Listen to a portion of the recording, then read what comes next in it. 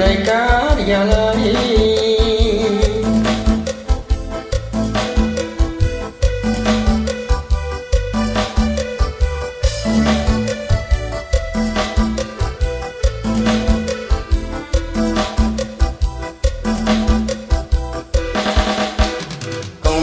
ជាសំដីក្មេងកូននិយាយទេស្រីពេក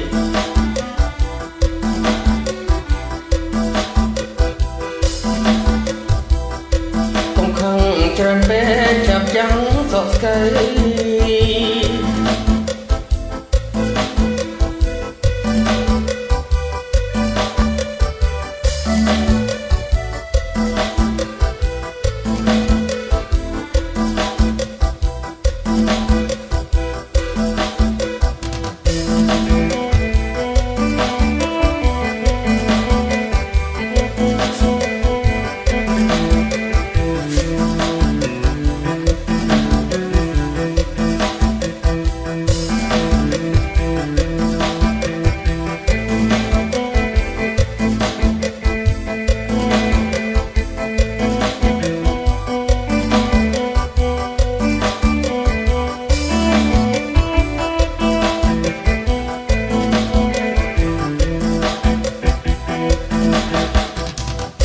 នេះគួ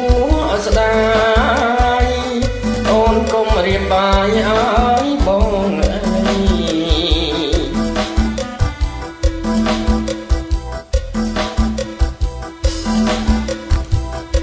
បងត្រូវទៅយាមនៅការិយាល័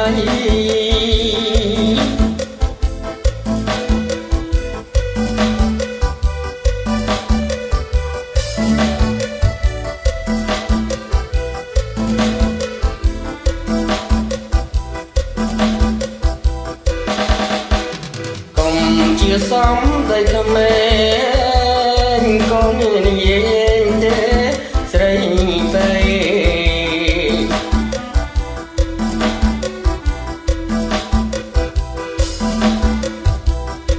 កុំខឹងច្រើនពេកចាប់ចាំសោកស្កេ